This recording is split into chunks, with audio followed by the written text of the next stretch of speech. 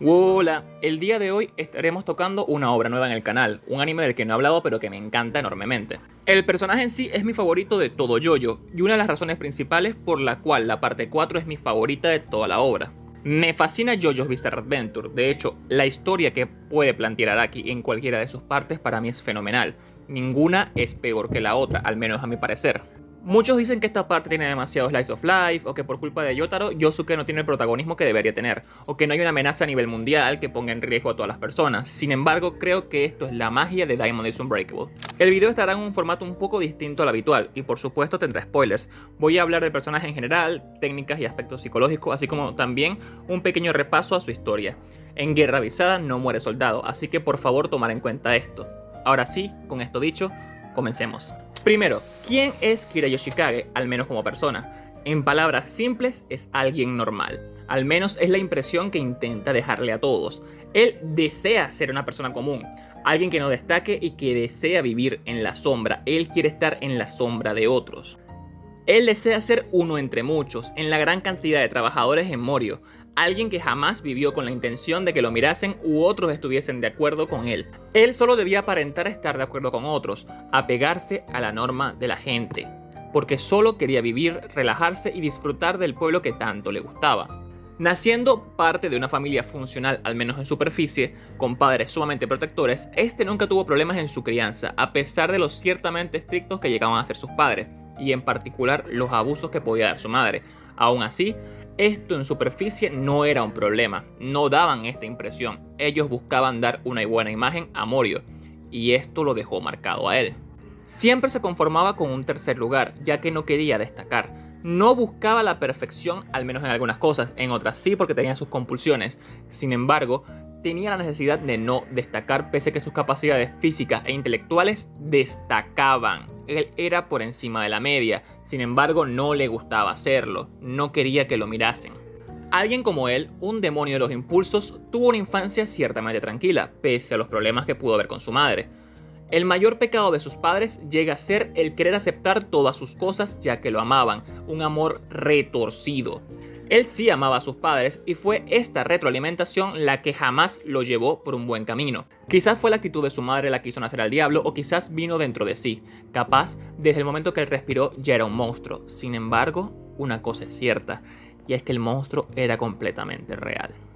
En su infancia, él notó algo de sí mismo que despertó a la bestia. Quizás todos tenemos uno o dos fetiches que nos acaban volviendo lo que somos en el aspecto, pues, sabrosito, y queda en cada persona el nivel de fijación que pueda volverlo una parafilia. Y Yoshikage Kira tomó este último camino al extremo. La primera vez que vio a la Mona Lisa tuvo una erección. Fue una fijación tal que decidió cortar las manos y dejarlas colgadas para verlas constantemente. Él veía las manos de esta pintura siempre y sabemos lo que hacía con estas. Él deseaba estar en contacto con esas manos y pues quizás fue el primer indicio de algo más que sus padres no detuvieron a tiempo, no le explicaron a tiempo que estaba mal. Quizás no hubo comunicación correcta porque siempre le iban a probar todo. El monstruo fue creciendo en sí, su vida fue consumiéndose y eventualmente cometió un primer asesinato cuando ya no podía contener más a su verdadero ser, a Reimi Sugimoto. Esto fue a su corta edad de 18 años, irrumpiendo en su casa y matando a toda su familia. Él estuvo un largo rato bajo la cama de Reimi y esta, intentando calmarse al sentir que había irrumpido en su casa, bajaba su mano para sentir la respiración y lengua de Arnold, sin saber que quien lamía con desespero su mano jamás fue el perro, ya que este estaba degollado a un lado de la puerta a oscuras. La apuñaló por la espalda hasta matarla, siendo el primero de varios casos en los que dejaba rastros espantosos. Él tenía esta necesidad, quería ser una persona normal, pero también tenía estos impulsos. No quería hacerle daño a nadie, entre comillas, sin embargo, siempre mataba mujeres. Sus uñas crecían cada vez que sentía los impulsos y era demasiado tarde cuando ya se volvían largas, puesto que significaba que su verdadero ser solo iba a surgir de vuelta. Él no solo disfrutaba con conservar las manos de sus víctimas para tratarlas como si fuesen su pareja o jugar con ellas cual trofeo, cambiando de mano al instante que comenzara a oler mal, sino que también le encantaba el proceso en el que conseguía la mano. Todo era parte de lo mismo, y quizás esta pieza del cuerpo, aparte de su gusto o fetiche, era una muestra del acto que para él se volvía un orgullo. Fue por esta tendencia asesina que su padre lo pinchó con la flecha con la esperanza de que desarrollase un stand, así concibiéndose el que para muchos es el mejor de la obra en diseño y habilidad. Yo de hecho comparto esta opinión. Killer Queen. Este stand tiene una habilidad llamada la primera bomba, que permite convertir todo lo que desee en un explosivo, sean objetos o seres vivos. Siempre y cuando estén en contacto con la mano de Killer Queen, podría detonarlo después. Con esto se volvía más seguro asesinar, ya que ahora estaban destinadas a ser desapariciones, puesto que podría implosionar los cuerpos. Kira de cierta forma es una persona egocéntrica que ponía sus fetiches y necesidades por encima de cualquier cosa, situación o persona. Se creía más inteligente y capaz que los demás, alguien que no triunfaba por la única razón de no querer destacar. Con rituales que no le gustaba romper y una vida rutinaria, tranquila, sin preocupaciones ni estrés. De hecho, desprecia el estrés más que nadie y de hecho no sabe trabajar del todo bajo este, aunque ahí es cuando su intelecto acaba reluciendo de manera superior, puesto que tiene un instinto de supervivencia absurdo. Sin embargo, en su soledad y estilo de vida es alguien alegre, que se sienta en el parque y come su sándwich favorito al igual que los protagonistas. Creo que es un paralelismo de cierta forma. Incluso la maldad pura, como alguien que es un asesino serial al que no le importan las vidas de mujeres solo por satisfacerse, también tiene rasgos que bien podría tener alguien bueno. Porque alguien malo no es únicamente malo, quizás la maldad se define más por actos y ejecución que por pensamientos. Tal vez si Kira hubiese mantenido la calma respecto a sus impulsos, habría disfrutado de su vida más.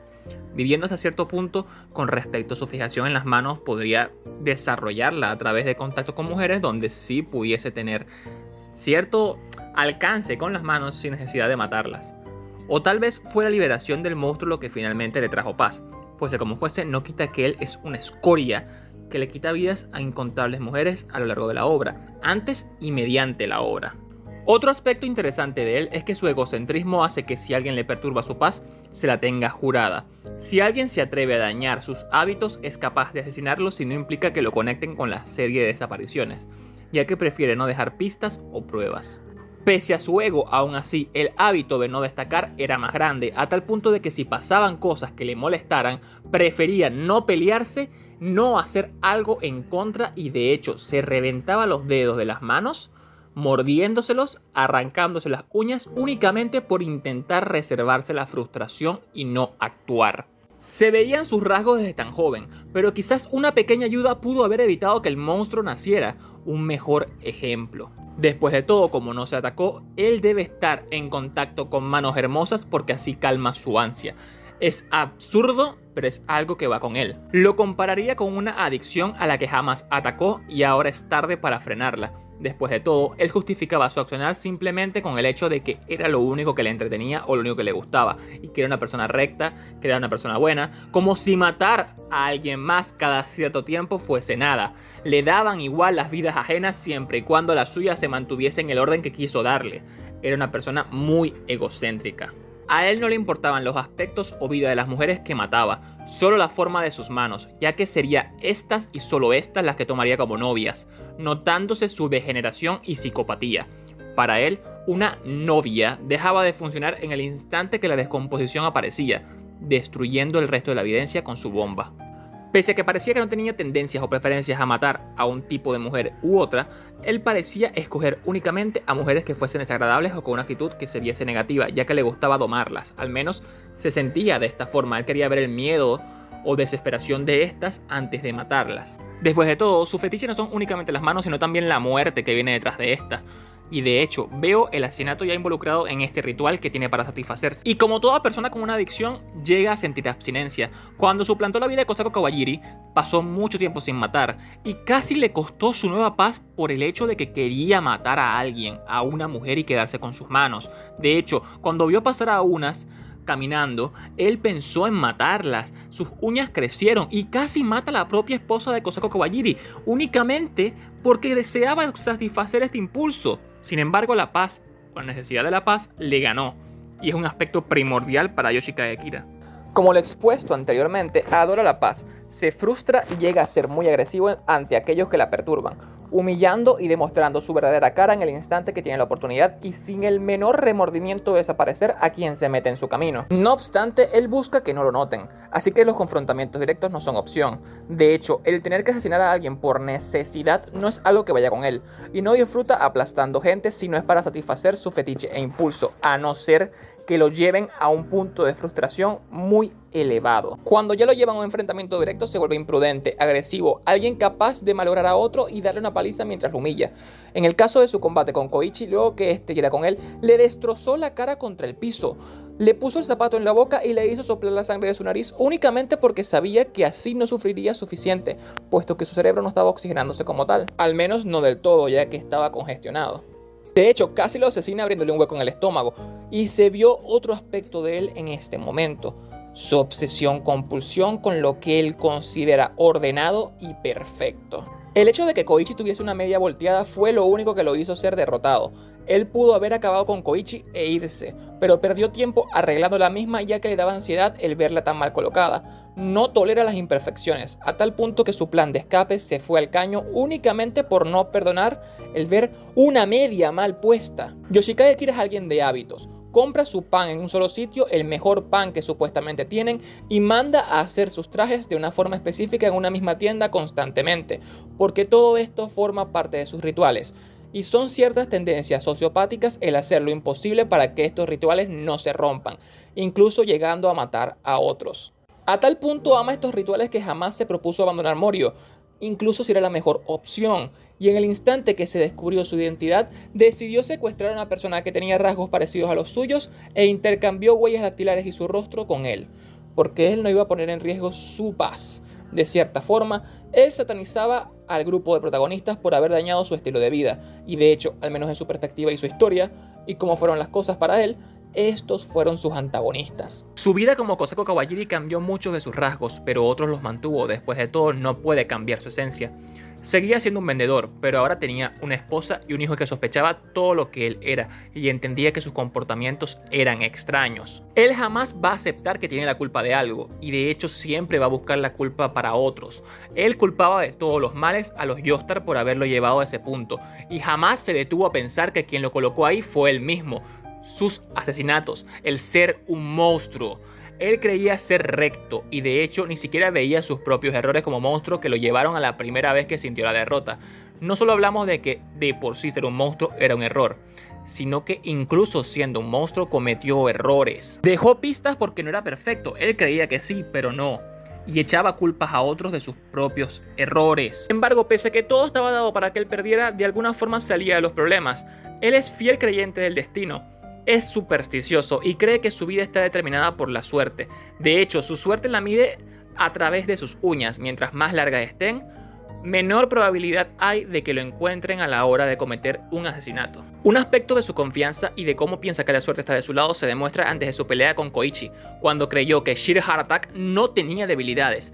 Y de hecho, al encontrarse una, le hizo la vida imposible a Koichi por estar cuestionando el hecho de que él fuese mejor que los demás. Sin embargo, una cosa sí es cierta del personaje, y es que tiene mucha suerte. Quizás sea casualidad más que el destino, pero justamente se demostró con Bite the Dust que él tenía mucha fortuna. La flecha lo perfora y en vez de morir, en vez de pasarle algo, desbloquea una nueva técnica, una tercera bomba que le permite volver en el tiempo. Bite the Dust. Si alguien descubre por medio de Hayato su identidad, este iba a explotar, regresaría en el tiempo y después las personas que lo descubrieron explotarían de vuelta, confirmándose esta muerte. Por lo que esto era perfecto para él, una habilidad excelente para que no lo encuentren, para que no lo descubran. En esta vida como Kosaku, él desarrolló sentimientos nunca vistos por él mismo, como el haber querido proteger a su esposa. Al desconocer lo que es el apego, se justificó pensando que era solo una forma de preservarse a sí mismo, ya que si esta moría, despertaría sospechas para los Yostar.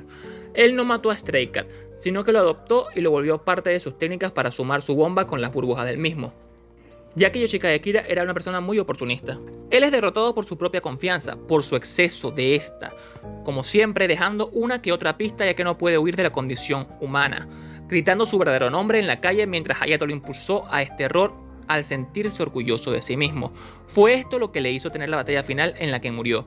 Aún así, luego de la muerte intentó dañar a Raimi teniendo curiosidad de qué pasaría si ésta volteaba en la calle donde nunca se debía ver hacia atrás. Y fue esta actitud y confianza la que lo hizo ser él quien voltease, siendo su final en Diamond is Unbreakable. Tuvo intenciones de quedarse allí siendo un fantasma atormentando al pobre que pudiese entrar en esa calle, y al menos quería ver sufrir a Raimi y matarla de nuevo, un último gustito antes de quedar solo. Y fue esto, el ser predecible, lo que lo hizo perder. Yoshikage Kira fue muy imprudente y alguien que siempre se ponía ansioso con sus propios impulsos. Él deseaba cumplir estas ansias, satisfacer estas ansias. Sin embargo, fue un excelente antagonista que tuvo varias facetas y no fue plano como villano. Una excelente adición y final para una obra como Diamond is Unbreakable, que inició en Morio, se mantuvo en Morio y Morio se quedó. Si el video les gustó, por favor dejen su pulgar arriba y suscríbanse, esto ayudará muchísimo al proyecto. Este fue Lo Viejo comunicándose y se despide. Hasta la próxima.